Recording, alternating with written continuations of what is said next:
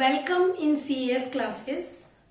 GST के अंदर आज हम बहुत ही इंटरेस्टिंग चीज पढ़ने वाले हैं कि जीएसटी जो लेवी होता है, चार्ज होता है, इनपुट डेबिट होता है, आउटपुट क्रेडिट होता है, तो क्या ये उन्हीं एक्सपेंसेस या इनकम्स पे होता है जो ऑन द टाइम, उस टाइम पे ट्रांजैक्शन के डबल इफेक्ट में पे हो जाती हैं या कैश रिसीव हो जाता है, या फिर जीएसटी उन ट्रांजैक्शन पे भी चार्ज होता है कि जो टाइम के साथ ड्यू हो गई है, पे नहीं हुई या कैश रिसीव नहीं हुआ, एक्रू हो चुकी हैं, या हमने अगर कोई एडवांस पेमेंट कर दी या हमने कोई एडवांस रिसिप्ट कर ली, तो कौन सी सिचुएशन में जीएसटी लगेगा, कैसे जीएसटी एक बार ही चार्ज होगा, दो सिचुएशन में से।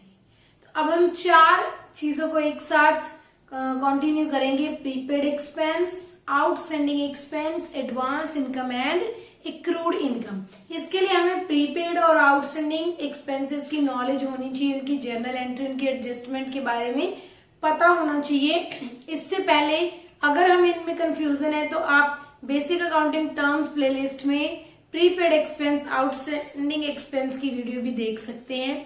अब हम स्टार्ट करते हैं। फर्स्ट ऑफ ऑल हमारे पास है प्रीपेड एक्सपेंसेस। कॉमन अंडरस्टैंडिंग के लिए हम विदाउट जीएसटी एंट्री भी देखेंगे और फिर विद जीएसटी एंट्री भी देखेंगे, और एंड रिजल्ट हमारे पास होगा कि जीएसटी लगता है ड्यू और receive which ever is earlier. Expenses और इनकम के केस में ड्यू होने पे कोई भी एक्सपेंस या उसके पे होने में से जो सिचुएशन पहले है वहां पे जीएसटी लग जाएगा। इनकम्स के भी ड्यू होने से या पे होने से, दोनों में से जो सिचुएशन पहले आएगी उस पे जीएसटी चार्ज हो जाएगा। मतलब अगर कोई एक्सपेंस आउटस्टैंडिंग है तो दोबारा से जीएसटी नहीं लगेगा उसकी पेमेंट पे, और अगर आपने पेमेंट पहले कर दी है एक्सपेंस की तो जीएसटी पेमेंट के साथ चार्ज हो चुका है, तो ड्यू होने पे दोबारा चार्ज नहीं होगा। प्रीपेड एक्सपेंसेस में अगर हम कहें विदाउट जीएसटी एंड यहां पे अगर हम बात करें विद जीएसटी, प्रीपेड एक्सपेंस की बात करते हैं। प्रीपेड एक्सपेंस क्या होते हैं? वो एक्सपेंस के वो पार्ट जो अभी हमारा एक्सपेंस बने ही नहीं, या कह लीजिए पेमेंट का वो पार्ट जिसमें से आपने जो है एडवांस में एक्सपेंस को पे कर दिया, और इस सिचुएशन के लिए वो आज के फाइनेंशियल ईयर के लिए वो क्या है? प्रीपेड।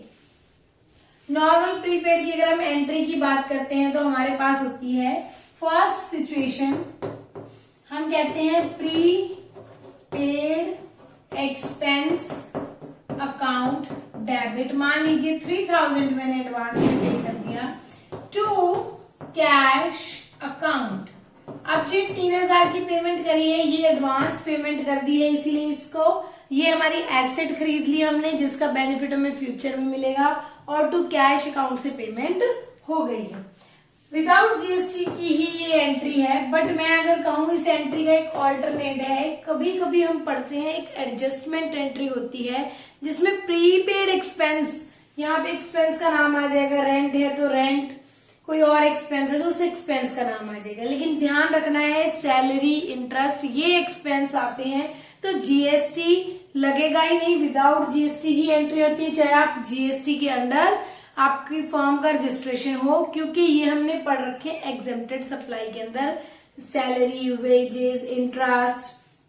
तो ऐसा एक्सपेंस ध्यान में रखना है जिसपे जीएसटी लगता है।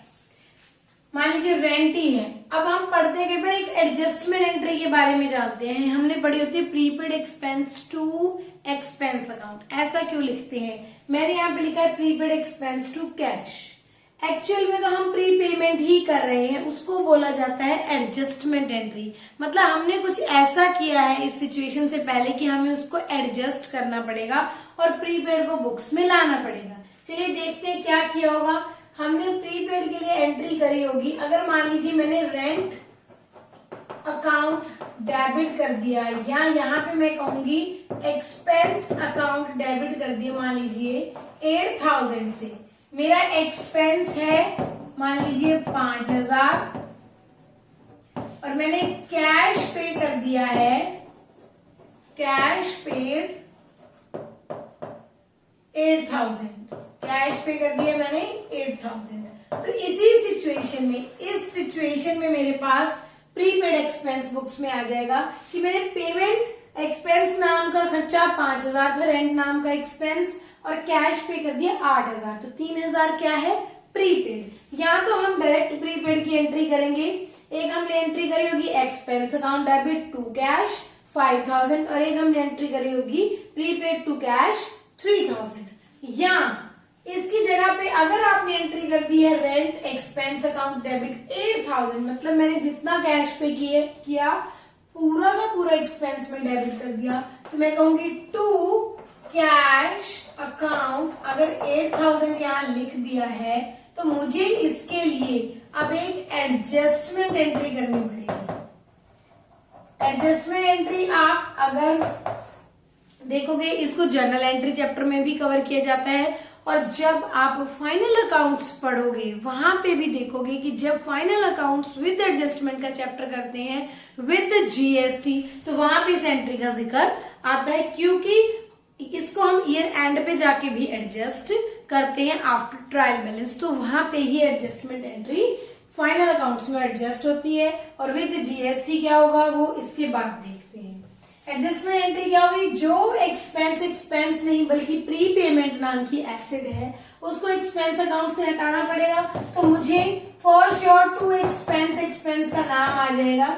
जो भी एक्सपेंस अकाउंट है, मान लीजिए यहाँ पे रेंट है तो रेंट लिख लेते हैं, इसको क्रेडिट करना पड़ेगा 3,000 रुपए से, और जो एक्चुअल में अकाउंट डेबिट होना चाहिए था उसको डेबिट करूंगी, that is pre paid rent या प्रीपेड एक्सपेंस अकाउंट डेबिट। ये साथ साथ आगे थोड़ा गैप से आएगा 2। तो इस तरह से हमने देखा कि प्रीपेड में 3,000 डेबिट होने चाहिए थे, 3,000 यहाँ पे डेबिट होने चाहिए थे, और हमने क्या किया, हमने 8,000 रेंट नाम में डेबिट कर दिए। अब रेंट नाम से 8,000 में से एक्स्ट्रा जो एक्सेस पे हुए 3,000 हमने हटा लिया है क्रेडिट करके और एक्चुअल अकाउंट में भेज दिया है। और अगर आपने पहले एंट्री ही यहाँ 5,000 से की है तो आपको सिर्फ ये एंट्री करनी पड़ेगी। एंड इफेक्ट क्या होगा, कैश 8,000 जाएगा, एक्सपेंस 5,000 का है और प्रीपेड 3,000 का है। अगर आप ये एंट्री कर रहे हो तो आपने इसके साथ एक एंट्री करी होगी rent expense account debit to cash 5,000, then आपने प्रीपेड एक्सपेंस की एंट्री कर ली। अगर आप पहले ये एंट्री कर चुके थे, 5 की जगह 8,000 भेज चुके थे, तो आपको प्रीपेड के लिए एडजस्टमेंट एंट्री करनी पड़ी, prepaid rent expense account debit 3,000 to expense, जो भी रेंट एक्सपेंस का नाम है 3,000। अगर अब हम बात करें जीएसटी की, तो जीएसटी में बात करी जाती है इस एडजस्टमेंट एंट्री के साथ आप जीएसटी को कैसे एडजस्ट करोगे।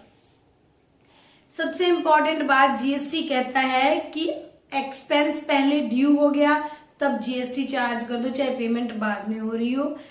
अगर आपका एक्सपेंस पहले ड्यू नहीं हुआ, आप प्री पेमेंट ऑफ एक्सपेंस करते हो, तो प्रीपेड के टाइम जब आप रेंट की पेमेंट प्रीपेड में कर रहे हो, रेंट को एडवांस पे कर रहे हो, उस एडवांस वाले पोर्शन पे भी आप एडवांस में ही जीएसटी पे कर दोगे। मतलब जब मैं 8,000 पे करूंगी तो मैं 8,000 पर जीएसटी चार्ज करूंगी, लेकिन जब मैं एडजस्टमेंट एंट्री करूंगी तो मैं एडजस्टमेंट एंट्री में उस जीएसटी को खत्म नहीं करूंगी। मींस जब हम एडजस्टमेंट एंट्री करेंगे तो हम प्रीपेड टू एक्सपेंस ही करेंगे 3,000 से, लेकिन हम जब 8,000 की पेमेंट कर चुके होंगे तब हम पूरे 8,000 पे जीएसटी चार्ज कर चुके होंगे। आइए देखते हैं कि अब हम जीएसटी के साथ इस एंट्री को कैसे करते हैं। तो जैसा कि हमने कहा था कि प्रीपेड एक्सपेंसेस में पेमेंट पहले हो जाती है तो जीएसटी भी पहले चार्ज हो जाएगा। जैसे कि 8,000 पेमेंट करी है तो हम कहेंगे rent account debit prepaid rent account, यहाँ पे साथ में लिखेंगे डेबिट टू कैश अकाउंट, हम एक्सपेंस का नाम रेंट लेके चल रहे हैं, कैश में हमने, और साथ में अब हम इस पे इनपुट भी पे करके आएंगे। तो जो इनपुट पे होगा, अब वो रेंट पे तो पे होगा ही होगा, प्रीपेड रेंट पे भी अभी इनपुट जीएसटी पे हो जाएगा। हालांकि ये रेंट अभी ड्यू नहीं हुआ। क्यों? क्योंकि पहली कंडीशन कौन सी पूरी हो रही है? रेंट की पेमेंट।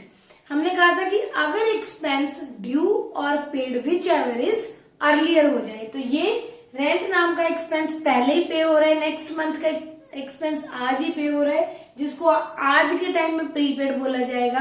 तो ये ड्यू होने से पहले पे हो रहा है, तो एडवांस पेमेंट है। तो ड्यू और paid which ever is earlier पे जीएसटी लग जाएगा, यानी पूरे 8,000 पे हम जीएसटी चार्ज कर देंगे। मान लीजिए जीएसटी का रेट अगर 18% है, GST at the rate 18% applicable है, तो हम कहेंगे 5 + 3 8,000 का 18% बन गया 1440। सिंप्लिसिटी के लिए हम इनपुट आईजीएसटी ले लेते हैं। मान लेते हैं कि जिसको हम रेंट पे कर रहे हैं वो out of state person registered है, और अगर आप इनपुट सीजीएसटी एसजीएसटी लेना चाहते हैं तो 720 आ जाएगा। डेबिट करेंगे और टोटल पेमेंट कर दी है हमने 8,000 + 1440, दैट इज 9440। और अगर हम सिर्फ प्रीपेड रेंट की बात करें, इसमें से अगर हम सिर्फ प्रीपेड रेंट एडजस्टमेंट एंट्री की बात करें, ये तो हो गई कंबाइंड एंट्री। अगर आपने एंट्री बना रखी होगी कि rent input IGST to cash, यहाँ पे अब अगर हम एडजस्टमेंट एंट्री का रोल कब आता है? जब हमने सारे के सारे एक्सपेंस को प्रीपेड प्लस करंट ईयर के एक्सपेंस को करंट ईयर के एक्सपेंस अकाउंट में लिख दिया होता है। हमने लिखा होगा रेंट अकाउंट डेबिट 8,000, इस 3,000 को भी कहाँ चार्ज कर लिए, कहाँ कौन से अकाउंट में डेबिट कर लिया? रेंट में। तभी एडजस्टमेंट एंट्री की बात आती है, और एडजस्टमेंट एंट्री में देखा जाएगा कि जीएसटी लगेगा या नहीं लगेगा। तो rent account debit, input IGST account debit 1440 to cash account 9440। अब इसकी जो एडजस्टमेंट एंट्री बनेगी वो है प्रीपेड को एडजस्ट करना है। प्रीपेड अकाउंट, प्रीपेड एक्सपेंस का रेंट अकाउंट डेबिट होगा 3,000 से, और टू रेंट अकाउंट 3,000 से कम हो जाएगा। अब क्या मुझे यहाँ पे दोबारा जीएसटी चार्ज करना पड़ेगा? नो, मैंने जब रेंट अकाउंट को डेबिट किया विद प्रीपेमेंट को भी वही इंक्लूड करके जीएसटी चार्ज कर दिया, तो जब ड्यू हुआ रेंट, ये एडजस्टमेंट एंट्री किस टाइम पे हो रही है? जब नेक्स्ट मंथ रेंट, ये रेंट पे हो रही है। जब नेक्स्ट टाइम रेंट ड्यू होगा, ये वापस से रेंट डेबिट हो जाएगा और प्रीपेड रेंट क्रेडिट हो जाएगा।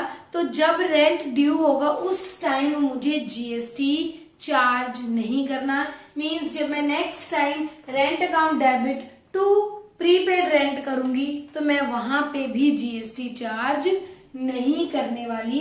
फिलहाल मैंने प्रीपेड रेंट के साथ ही जीएसटी का भी पेमेंट को कर दिया है। आइए अब बात करते हैं आउटस्टैंडिंग एक्सपेंस की। आइए अब बात करते हैं आउटस्टैंडिंग एक्सपेंसेस की। आउटस्टैंडिंग एक्सपेंस वो होते हैं जो ड्यू हो चुके हैं, अभी तक पे नहीं हुए। नॉर्मली हम एंट्री करते हैं, मान लीजिए रेंट एक्सपेंस है, rent account debit to cash. हम सिचुएशन लेते हैं कि रेंट हमारा 5,000 है, बट हमने सिर्फ जो कैश पे किया है वो हमने 3,000 पे किया है। तो अभी तक हमारा 2,000 का रेंट आउटस्टैंडिंग है। अगर 5,000 रेंट है, हम एंट्री कैसे करेंगे? Rent account debit 3,000 to cash 3,000। और अगर हम बात करें इसके साथ एडजस्टमेंट एंट्री, मींस खर्चा 5,000 था, कैश में तो 3,000 पे हुए। अब ये दो डिफरेंस क्यों आते हैं? कभी हम prepaid account to rent account करते हैं और कई बार हम रेंट प्रीपेड टू कैश करते हैं। ये दो सिचुएशन तब आती है जब हम अगर एंट्री कैश को बेस लेके करते हैं, मतलब जितना कैश पे हुआ उतना एक्सपेंस अकाउंट में डेबिट कर दिया। अब हो सकता है कैश कम पे किया तो एक्सपेंस भी कम डेबिट हुआ, हो सकता है कैश ज्यादा पे हुआ तो एक्सपेंस भी ज्यादा डेबिट हो गया। उस केस में हमें एक्सपेंस अकाउंट को सही करने के लिए या तो और डेबिट करना पड़ता है और बदले में आउटस्टैंडिंग एक्सपेंस आता है, या डेबिट ज्यादा कर दिया, जैसे फर्स्ट केस में हमने यहाँ पर डेबिट ज्यादा कर दिया था तो उस डेबिट में से हटाने के लिए क्रेडिट करना पड़ता है। प्रीपेड रेंट टू रेंट किया था, अब यहाँ पे रेंट नाम का खर्चा 5 है जबकि हमने 3000 डेबिट किया, क्योंकि कैश बदले में मैक्सिमम कितना पे हुए 3000। तो हमें एक एंट्री और करनी पड़ती है जिसका नाम है रेंट अकाउंट डेबिट 2000 की आउटस्टैंडिंग एंट्री। बदले में सेकेंड इफेक्ट जो आया है डबल इफेक्ट में, वो कैश का आउटफ्लो नहीं है, एक लायबिलिटी क्रिएट होगी, that is outstanding rent account 2000। जो ये 2000 है ये कैश में पे नहीं हुआ बट ये कैश में पे हुआ है। क्वेश्चन आता है विद जीएसटी में कि क्या हमें इसकी जब कैश पेमेंट होगी फ्यूचर में आउटस्टैंडिंग रेंट टू रेंट तब जीएसटी चार्ज करना है। सॉरी, जब हम नेक्स्ट टाइम पे करेंगे तो outstanding rent to cash account होगा, तो क्या तब जीएसटी चार्ज करेंगे या फिलहाल अभी जीएसटी चार्ज कर देना चाहिए इस आउटस्टैंडिंग पोर्शन पे जो अभी पे ही नहीं हुआ। तो वही आंसर है ड्यू और paid which ever is earlier. Prepaid में पेमेंट पहले हो गई थी और यहाँ पर ड्यू पहले हो गया है, तो जो ट्रांजैक्शन, जो घटना, जो एक्टिविटी पहले होगी उसी पे जीएसटी चार्ज हो जाएगा। विद जीएसटी क्वेश्चन करें, rent account debit 3000 input IGST at the rate 18% 540 to cash account. ये एंट्री तो हम नॉर्मली भी करते हैं जीएसटी में कि एक्सपेंस के साथ जीएसटी डेबिट हुआ 3540। अब हमें ये एंट्री में जानना है कि कैश पे नहीं हुआ क्या तब भी जीएसटी डेबिट हो जाएगा। यस, पेड और due which ever is earlier GST first time उसी पे लग जाएगा। नेक्स्ट टाइम अगर आप आउटस्टैंडिंग रेंट टू कैश करोगे तो दोबारा जीएसटी नहीं लगेगा, तो यहाँ पे जीएसटी लग जाएगा rent account debit 2000 input IGST account debit 2000 का 18% 360 टू आउटस्टैंडिंग रेंट, अब कैश पे नहीं हो रहा, अकाउंट 2360। इस तरह से हमने देखा ड्यू और paid which ever is earlier. Incomes में भी यही होने वाला है, एक्रूड और received which ever is earlier. तो हमें जो देखने की चीज थी इसमें, इस टॉपिक में ये एंट्री देखने की थी, वहां पर प्रीपेड की एंट्री थी कि जब आप प्रीपेड रेंट अकाउंट डेबिट कर रहे हो साथ में इनपुट IGST डेबिट कर रहे हो और कैश को क्रेडिट कर रहे हो, वहां प्रीपेड पे भी रेंट लग रहा था और यहाँ आउटस्टैंडिंग के टाइम भी रेंट के ऊपर जीएसटी लग रहा था। वहां प्रीपेड पे भी जीएसटी और यहाँ आउटस्टैंडिंग पे भी जीएसटी। ड्यू होने पे या बाद में इनके पे होने पे दोबारा जीएसटी नहीं लगेगा। आइए देखते हैं एक्रूड इनकम और एडवांस इनकम को क्विकली। तो आइए अब हम एक्रूड इनकम और एडवांस इनकम की एडजस्टमेंट एंट्री को देखते हैं। एक्रूड इनकम में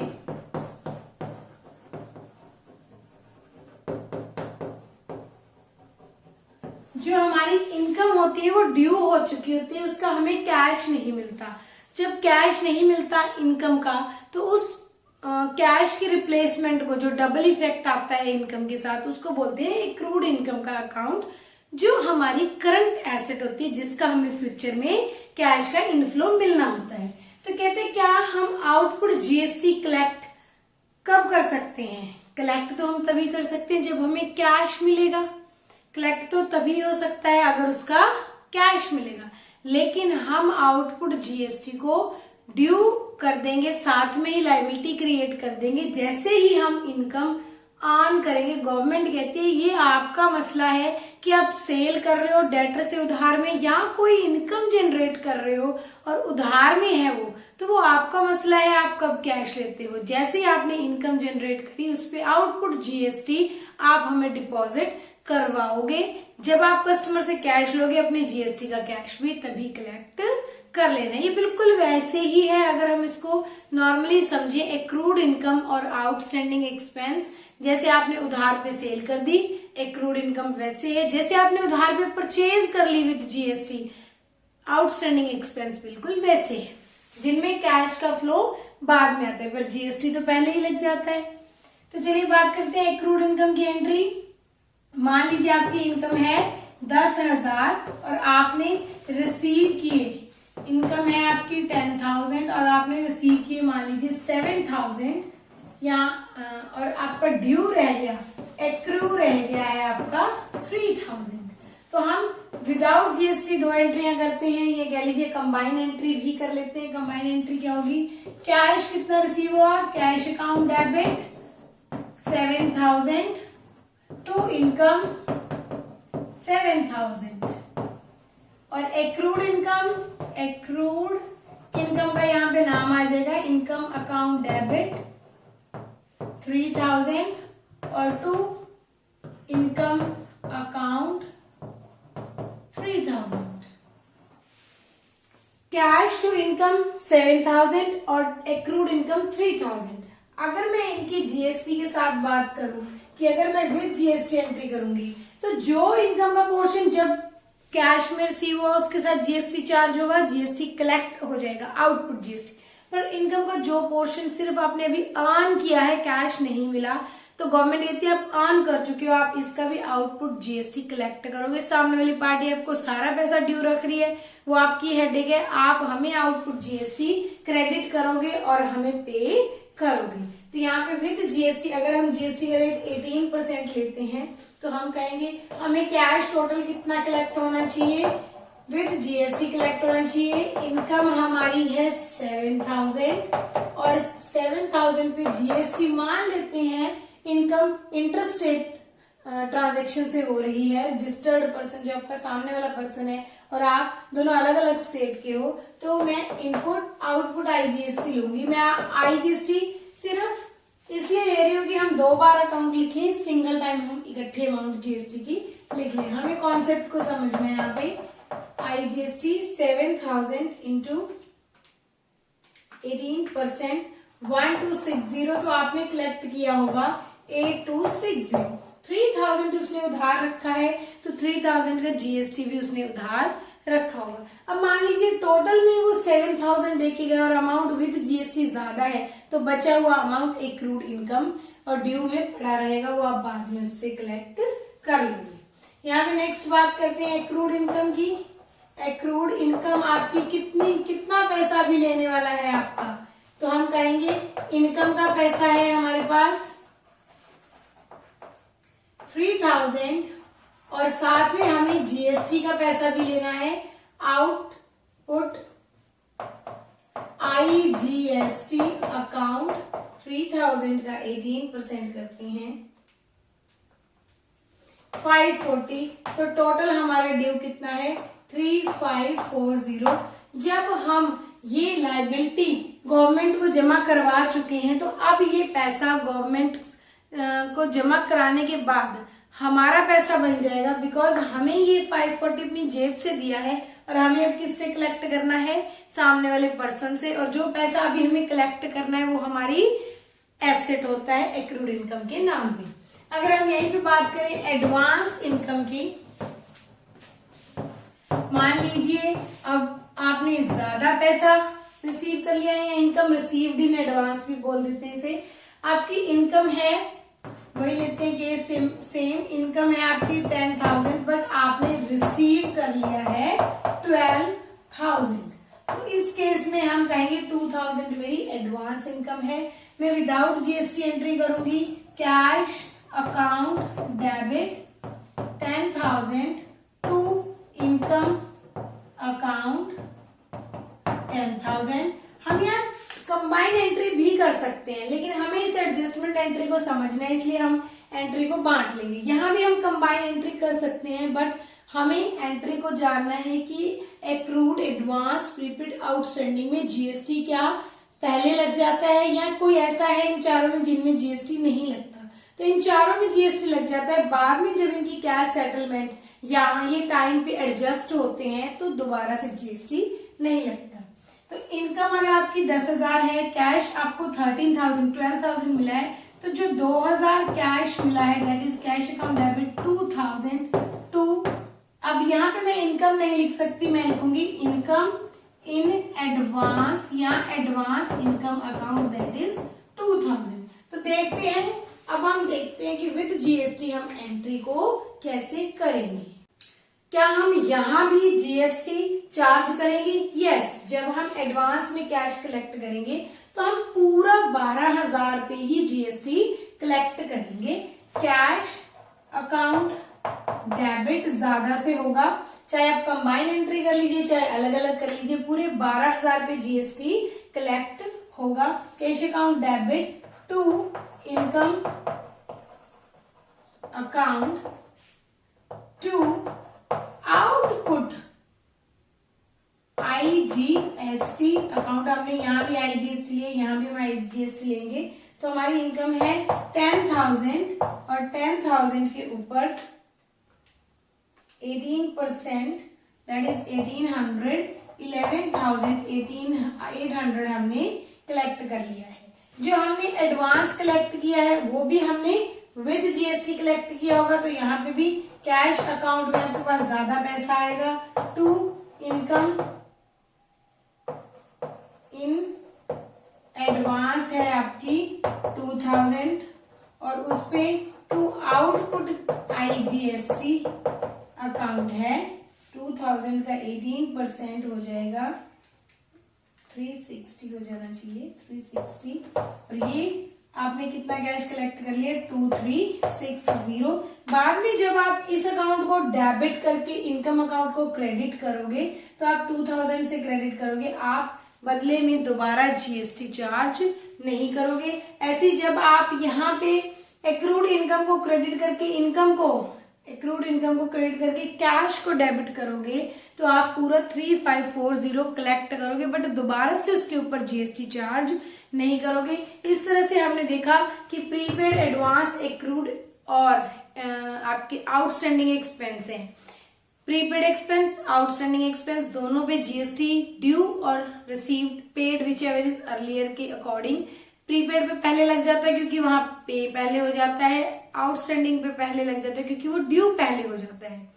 और ऐसे ही एक्रूड इनकम और एडवांस इनकम में भी जीएसटी पहले ही चार्ज हो जाता है, बाद में जब इनकी एडजस्टमेंट्स की जाती हैं तो दोबारा से जीएसटी पे या कलेक्ट नहीं किया जाता। इसके रिगार्डिंग अगर आपको कोई डाउट है you can ask in the comment section. Please like the video if you like the content and please share it. अगर आपको लगता है कि ये वीडियो आपके लिए यूजफुल है तो इसका कंटेंट हम फाइनल अकाउंट्स में भी विद जीएसटी एडजस्टमेंट्स करेंगे, तो फाइनल अकाउंट्स में भी देख सकते हैं।